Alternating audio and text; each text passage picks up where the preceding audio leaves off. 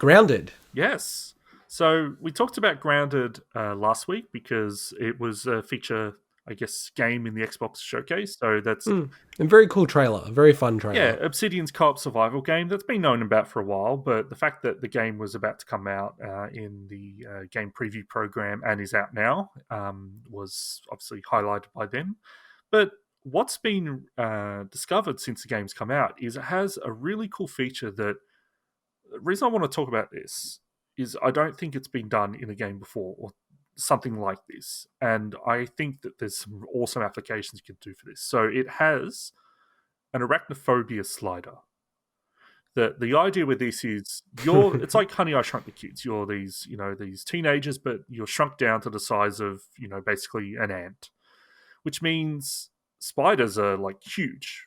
And like a lot of people are terrified of spiders, and I kind of understand that. I'm okay with that, but I also haven't come across like a giant spider in my house, and that's probably a bit terrifying if you come into that situation. But these are giant, and what this slider does is, as you start to move it down, it gets like less vile and gruesome and cuter as it goes along, to the point where it gets becomes this little white blob with eyes. And then I think the last one doesn't even show anything. It just kind of says there is something here or something. Like, it's weird. It's like it doesn't even have a physical form or something like that. But the reason I love this is not only is it just cool, the game is brimming with charm. I haven't played it myself, but I've watched some people streaming it co-op and things like that. And it's just like, even in the menu, it says quit, and then it says super quit. As in, like, quit to the menu and then quit the whole game. Just like, it's got really cool, like, little. That should be standard. I like that. And it's like the hardest difficulties, like, it goes like mild, moderate, and then whoa, and things like that. But the reason I really like this arachnophobia slider is just like, has a game ever done this before? Not that I know of. Like, and I think it's pretty smart. I think there's, we were kind of, I guess, volunteering last week that we're both a bit cowardly when it comes to horror games. Exactly. You know where I'm going. You know where I'm going with this. Well, yeah, I just kind of think, maybe if you did have something like that, where it just like takes the edge off it a little bit. Like, I don't like the jump scares out of those horror games. I feel like they're a bit cheap, and I just don't like it. To be honest, I don't really like the jump scares in movies either.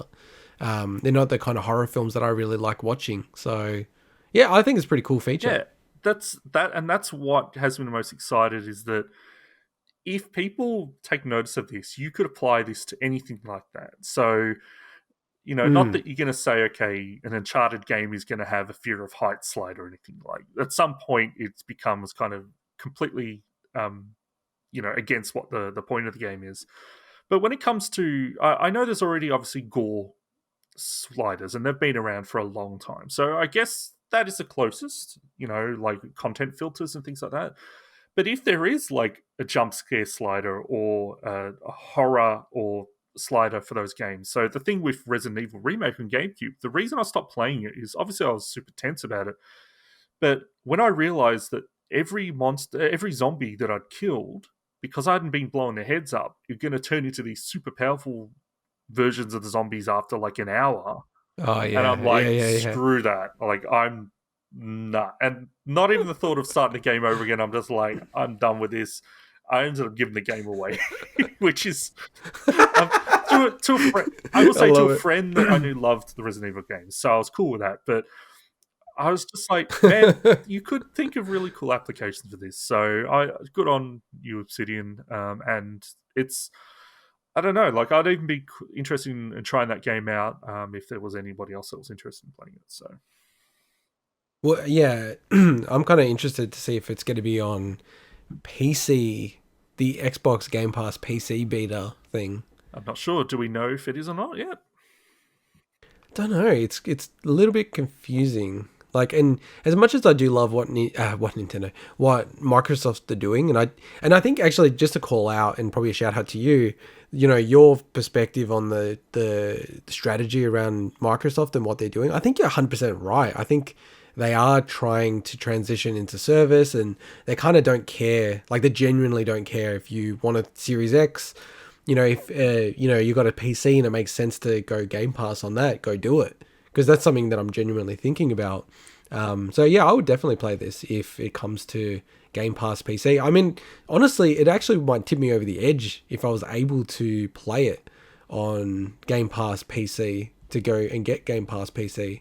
So I don't know. Oh yeah, it says game included with Xbox Game Pass Ultimate. Okay, I reckon I'll get this if I can get this on PC. Oh, we should give it a shot sometime. Yeah, definitely. And I mean, like, so one thing I should call out about this game is that it actually is getting reviewed fairly well on Steam, which, like, I kind of rate the way that Steam does their user reviews. So seems like positive reception so far to the game. So that's pretty cool. And a really, really good purchase from Microsoft to bring Obsidian into their realm. Definitely. Like, as long as they don't kind of repeat what they did with Rare and just let them be and kind of do their own thing, I think that it's going to reap a lot of benefits and dividends.